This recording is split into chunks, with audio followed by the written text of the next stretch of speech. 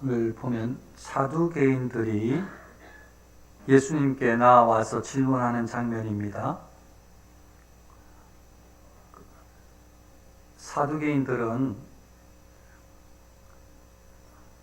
유대인들 중에 파를 말씀 여러 차례 드렸잖아요. 그 파 중에 상당히 신실하게 아주 성경적으로 살아가는 사람들 그 중에 한 파로 인정받는 파예요. 사두개파는 그냥 제멋대로 그냥 말씀이 뭔지도 모르고 이렇게 살아가는 사람으로 유대인들 사이에 인정되는 것이 아니고, 유대인들 사이에 하나님을 두려워하고, 유대인들 사이에 하나님은 그렇게 안 보시죠. 그러면 이런 말씀이 오늘도 기록되지 않았겠죠.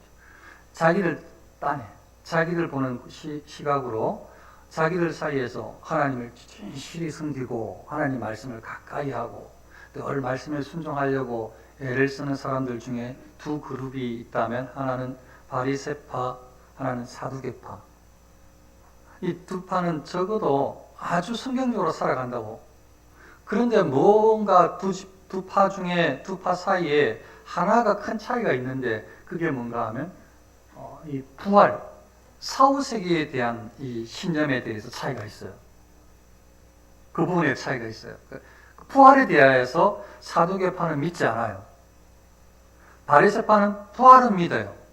근데 바리새파가 어떤 사람들입니까? 다 그런 건 아니지만 지금 이 앞에까지 거의 예수님한테 혼나고 정말 예수님께서 야단 많이 쳤던 사람들은 다 이 바리새파 중심들, 이 사람들이에요.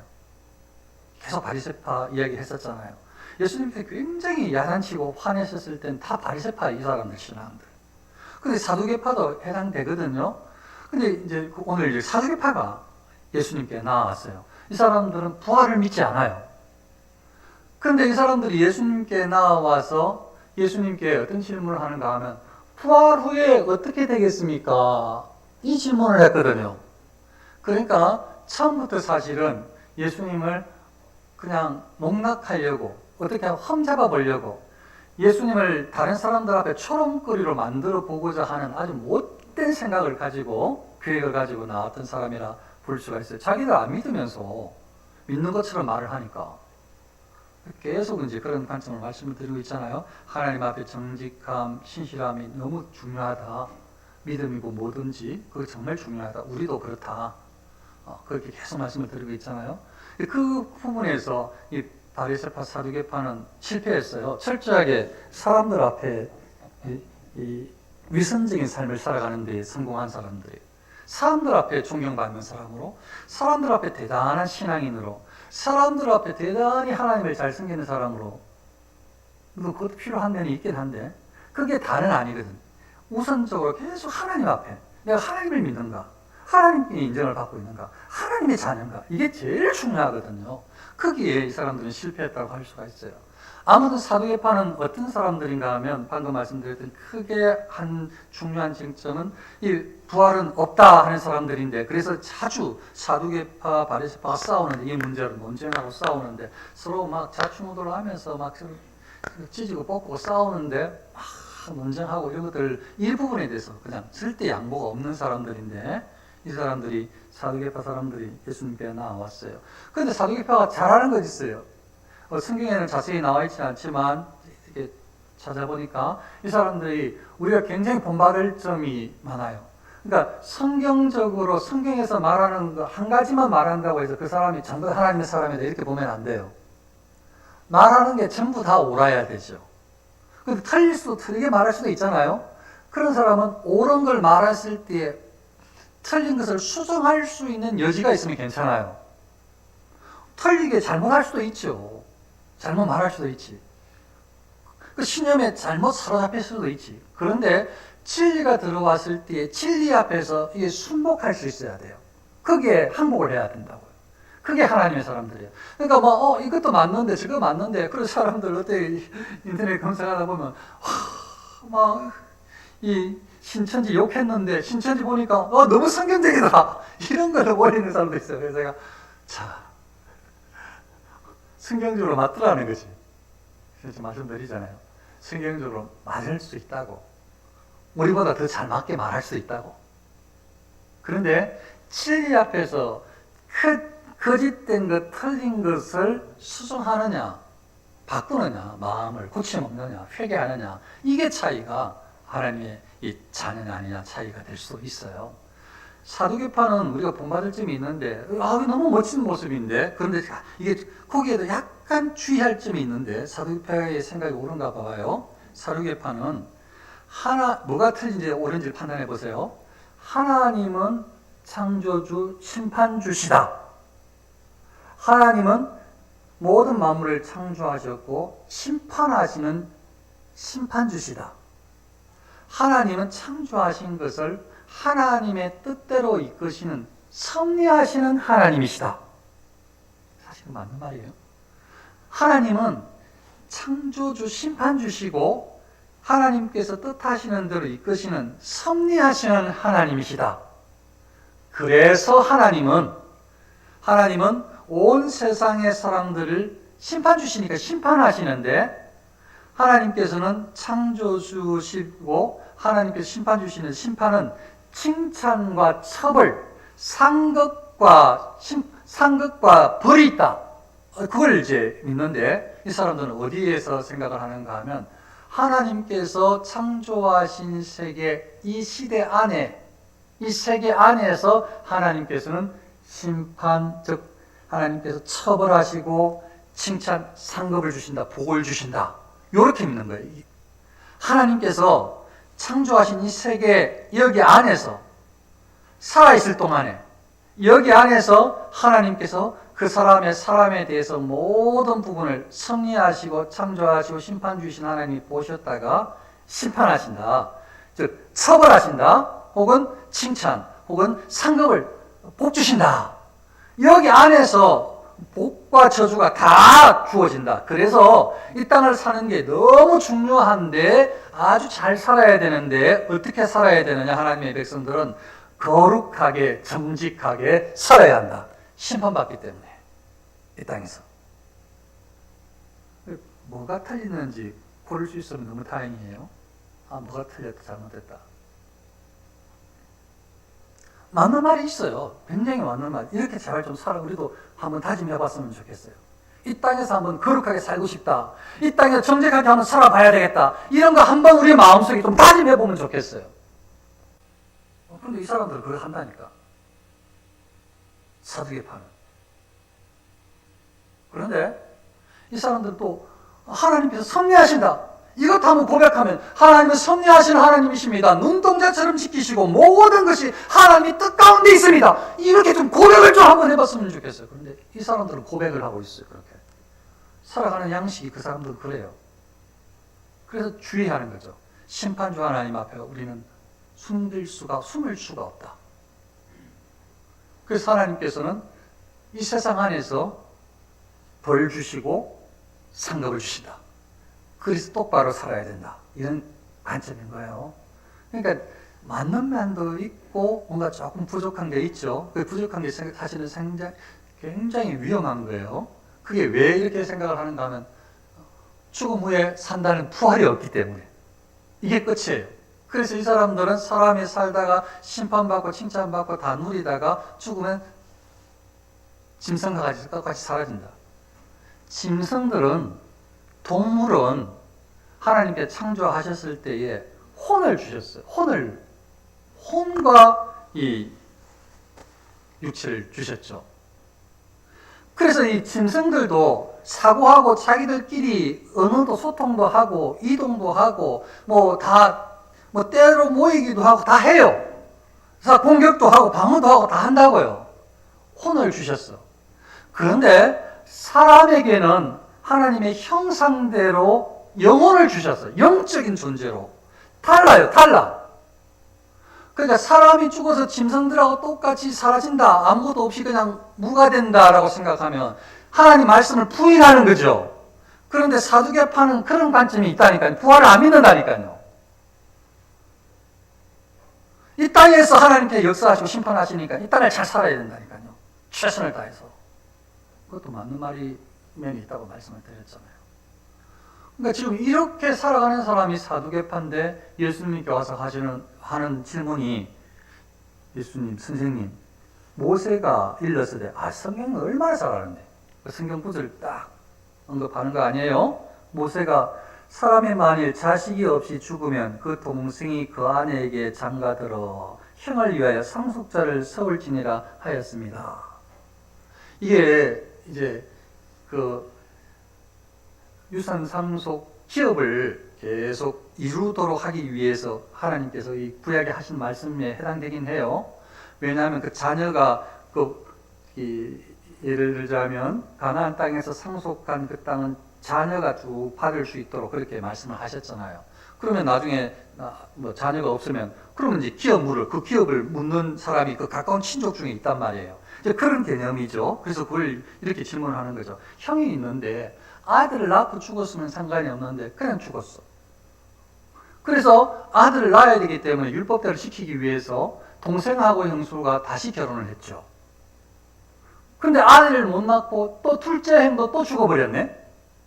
근데 셋째 형하고 다시 결혼을 했어. 아이를 못 낳고 또 셋째가 또 죽어버렸네. 그렇게 하다가 7째까지 다 죽고 아이 한 명도 못 낳고 그 여자도 죽었습니다. 거짓말이죠, 거짓말. 근데 이렇게 이제 예수님은 질문하려고 가져온 거예요. 그렇게 마지막에 부활했을 때에 이들이 하는 질문이에요. 이렇게 다 죽었는데 나중에 부활 때에 7 중에 누구의 아내가 되겠습니까? 예수님을 모함하려고 넘어뜨리려고 누구 아내 되겠습니까 대체? 누구 아내가 되겠어요? 부활 때에 천국에서 누구하고 사귀었어요? 생각해 보시겠습니까? 가위바위보 해가지고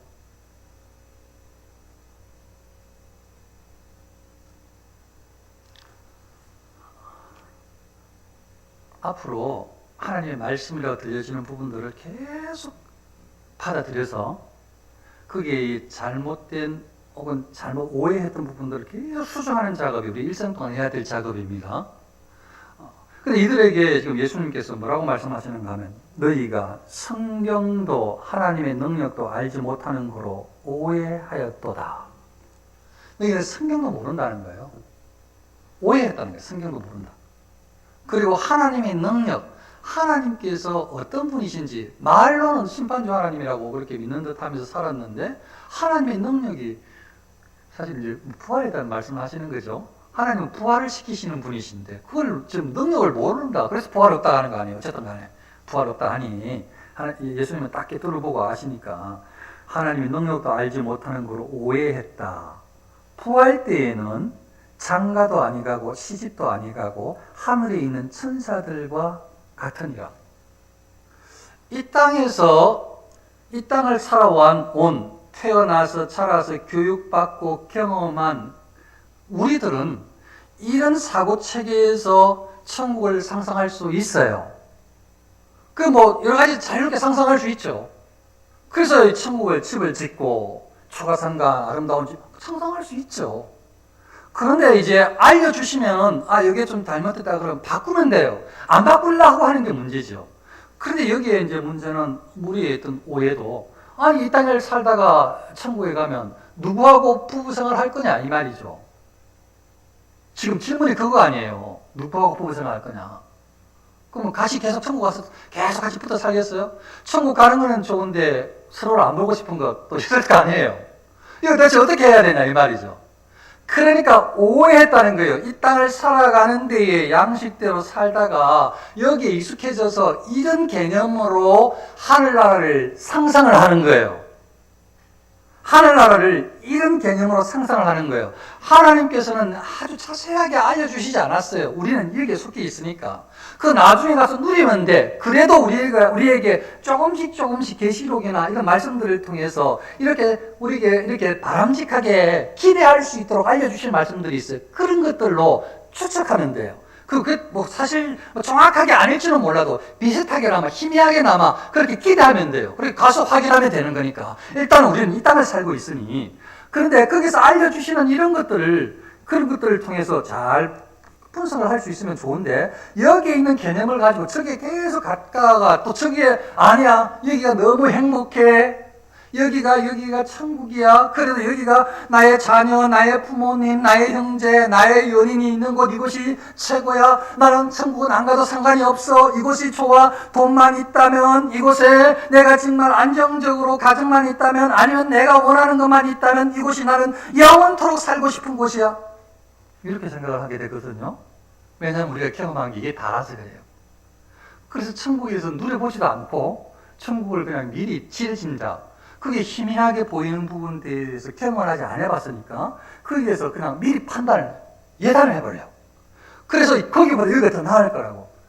그런데 장담컨대 천지를 창조하셔서 남자와 여자를 창조하시고 가정을 이루게 하시는 하나님, 그리고 온 땅 가운데 이렇게 생육하여 번성하게 하신 하나님, 이렇게 사람들이 많이 번성하여서 이렇게 문화를 이루어 살도록 섭리하시는 하나님, 하나님이 계획 가운데 있고 뜻 가운데 있어서 역사를 이끄시는 섭리하시는 하나님께서 예비하신 천국이 이것보다 형편없다고 판단하면 안 돼요. 분명히 성경에서 알려주시는 것은 이것을 죄 가운데 살아가는 이것보다 그것이 훨씬 행복하다고, 그것은 기쁨만 있다고, 만족만 가득하다고, 그것은 아름다운 것으로 가득하다고, 하나님과의 아름다운 교제가 있다고 소개해 줬는데, 그것은 안 가도 좋아. 이것이 천국이야. 이것이 행복해. 이것이 다야. 나는 그것은 몰라. 뭐 가면 좋은 곳이고, 이것이 이렇게 하면 이제 안 된다고. 이제 배웠으니까 이제 바꿔야 된다고. 왜냐하면 하나님께서 알려주셨으니까. 그러니까 지금 여기 사두개인들은 이 땅이 다라고 생각을 하니까 예수님께서 말씀하시는 것, 너희는 성경도 모르고 오해했다. 하나님의 능력도 모르고 오해했다. 천국에는 누구하고 결혼하고, 누구하고 어디에 한 가정을 이루어서 어디서 살고, 누구하고 아이를 낳고, 이런 거 천국에 없어요. 또 어떻게 새하늘과 새 땅에서 어떤 일이 벌어질지는 알 수는 없지만, 그 성경에서 알려주시는 대로는 어떤 일이 벌어지는가 하면, 일단 사람이 죽으면 우리는 영원히 구원의 백성이니까 천국에 가게 되어 있어요, 영원히. 그리고 믿지 않는 사람들은 지옥에 가죠. 그런 다음에 예수님께서 재림에 오실 때에 이 모든 육체를 가진 사람들이 부활을 하잖아요. 살아있는 사람도 변화되고 부활을 하잖아요. 부활을 할 때 그 정확하게 시점은 제가 딱 정리를 할 수는 없지만 예수님께서 오시고 그렇게 심판하시는 그 과정 가운데에 이 땅에 있는 모든 것들을 다 불태우셔요. 그러니까 천지가 다 없어져요. 지금 여기에 이 하늘과 땅, 이 온 우주가 다 없어진다고요. 재가 된다고요. 하나님께서. 그렇게 하신 다음에 하나님께서 새 하늘과 새 땅을 만드셔요. 하나님께서 태초에 천지를 창조하신 하나님께서 새로 천지를 창조하신다고요. 예수님께서 재림에 오시고 그 이후에 심판하시고 그 과정 가운데 정확하게 제가 어느 때인지는 모르겠지만 하나님께서 새롭게 창조하신다고요. 새 하늘과 새 땅을. 그래서 성경에 새 하늘과 새 땅이라고 이야기하잖아요. 그럼 새 하늘과 새 땅이니까 땅은 우리가 밟을 땅인 것이고 하늘은 이렇게 위에 보이는 혹은 그 위에 우주, 지금으로 말하자면 우리도 제가 경험한 게 아는 게 그거라서 이게 다라서 그래요. 그때는 또 어떤 행상으로 또 하나님이 창조하시는지 가봐야 알아요. 그 지금의 생각으로는 이 하늘을 보면은 여기에 하늘, 그리고 저 우주가 하늘이면 하나님께서 그렇게 이 온 우주를 그리고 땅을, 우리가 받는 땅을, 땅과 하늘을 만들어 주신다고요. 새 하늘과 새 땅을. 근데 요한계시록 보면 어디서 하나님의 이 백성들이 이 어린 양으로 이렇게 새롭게 회복되어진 하나님의 자녀들, 백성들이 혼인잔치에 참가하는 신랑과 함께 이 결혼 혼인잔치에 참석할 신부 우리들이 어떤 데 이게 가게 되느냐 하면 하나님께서 이제 보여주신 이 계시록에 보면 새 하늘과 새 땅 가운데에서 위에서 예루살렘이 하늘에서 내려와요. 예루살렘이 하늘에서 내려와. 그 크기도 있어요. 그 크기, 막 이렇게 문도 있고요. 막 이렇게 그거는 물론 환상으로 보여주신 거라 가지고, 그만 좋다는 뜻입니다. 꼭 그게 아니더라도. 이렇게 어떤 큰 범위 안에서 분명히 어떤 범위 안에, 어떤 그런 경계 안에, 거기에 이 예루살렘, 새 예루살렘 성 안에, 거기서 살게 돼요. 우리가, 택함을 입은 구원의 백성이. 누가? 하나님과 함께 부활의 몸을 입고, 이게 성경에서 이야기하는 미래예요, 미래. 이건 뭐, 부활하지 않고 있을 수 없는 일이거든. 우리가 죽어서 가는, 영원히 가는 이 천국이라는 곳과 하나님께서 나중에 새하늘과 새 땅을 만들어 주셔서 새 예루살렘에서 사는 공간을 어떤 차이가 있고 어떤 무엇을 누릴 수 있는지는 잘 모르지만, 가봐야 알겠지만, 분명한 것은 거기야 모든 곳에서 이야기하는 것이 이것보다 훨씬 낫고 행복하고 기쁘고 아름다운 곳. 이 땅에서도 자연 만물을 보면서 너무 아름답다고 감탄하는데, 하나님께서 만들어주신 자연이 그러한데 하나님께서 새롭게 만들어주신 새하늘과 새 땅은 말할 것도 있겠느냐 이 말이죠. 기대해도 충분히 기대해도 된다. 자, 그런데 이걸 믿지 않으니 사두개인들은 부활이 없다고 하면 이걸 못 누리는 것 아니에요. 그러니 예수님께서 부활 때에는 장가 시집도 아니가고 천사들과 같다. 하나님과의 아름다운 교제가 이루어진다. 이렇게 말씀하시는 거죠. 그래서 어떻게 천국 생활을 하는지는 방금 말씀드렸던 걸로 추측할 수 있는 것이고, 그 예배도 있고 하나님과의 교제도 있고 또 주 앞에 가까이 가는 사람들, 특별한 사람들, 그 앉아있는 사람들도 있고, 그렇게 정말로 아름다운 강도 흐르고 나무들도 심겨져 있고, 이 12달 열매들이 계속 매달마다 열매를 맺히는 것들, 그리고 어떤 잎사귀들은 사람들을 다 치료하게 하는 잎사귀들이 있고, 이 뭐 그런, 예를 들자면 이게 요한계시록이 그렇게 소개하는 장면이 있어요. 그런 것을 우리에게 지금 보여주셨는데, 알려주셨는데, 그게 우리가 나중에 거하게 될 곳입니다. 그런데 이 사두개인들은 그걸 안 믿는 것 아니에요. 죽으면 사라지니까. 그 부활 때, 근데 이렇게 부활 때는 어떻게 합니까? 누가 남편, 누가 아내가 되겠습니까? 하는 것은 다분히 예수님을 넘어뜨리려고. 이게 지금 말씀하고 이게 어떻게 관계가 됩니까? 당신은 뭐라고 말하겠습니까? 자기는 믿지도 않으면서. 예수님께서 뭐라고 하시는가? 나는 아브라함의 하나님이요 이삭의 하나님이요 야곱의 하나님이로다 하신 것을 읽어보지 못하였느냐?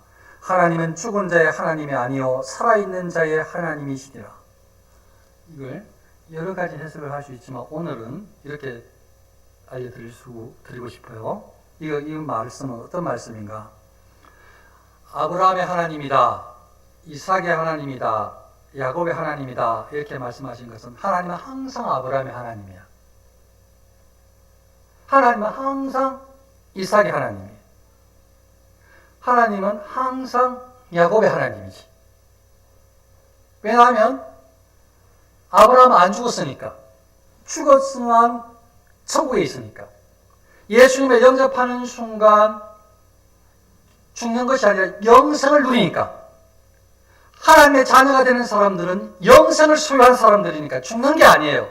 아브라함도 죽지 않았다는 거죠. 그래서 아브라함의 하나님이에요, 하나님. 이삭도 죽지 않았어. 육체는 비록 죽어서 썩어살지 몰라도.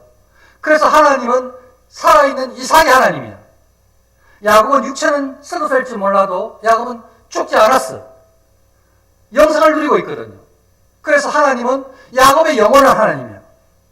그래서 하나님은 죽은 자의, 믿지 않는 자의, 지옥 형벌을 당할 자의 하나님이 아니고 산 자의 하나님, 영생을 얻은 자의 하나님, 하나님의 아들, 딸의 하나님, 이 말씀인 거예요. 살아있는 자의 하나님, 영생을 얻은 자의 하나님, 구원받은 백성의 하나님. 그 말씀을 예수님께서 사두개인들이 하는 거예요. 그 쉽게 말하면 부활은 있어. 아브라함도 이삭도 야곱도 다 부활한단 말이지. 이건 그렇지 말입니다. 그 말씀하고 같다고요. 그 약속은 계속 성경 곳곳에 이루어져 있고, 이 땅에서 믿고 믿음 안에서 잠든 사람은 나중에 주님 재림하실 때 다 육체의 부활을 한다고, 영혼은 하나님 품에 안긴다, 천국에 간다고 다 성경에서 이야기하고 있으니까 그걸 믿으면, 예수 그리스도를 믿는 사람은 이제 죽는 사람이 아니에요. 죽은 사람이 아닌 거죠. 살아있는 사람인 거죠. 산자인 거예요. 산자. 영생을 얻은 자예요. 영생은 죽는 게 아니에요. 영원히 살아있는 것이 영생이니까.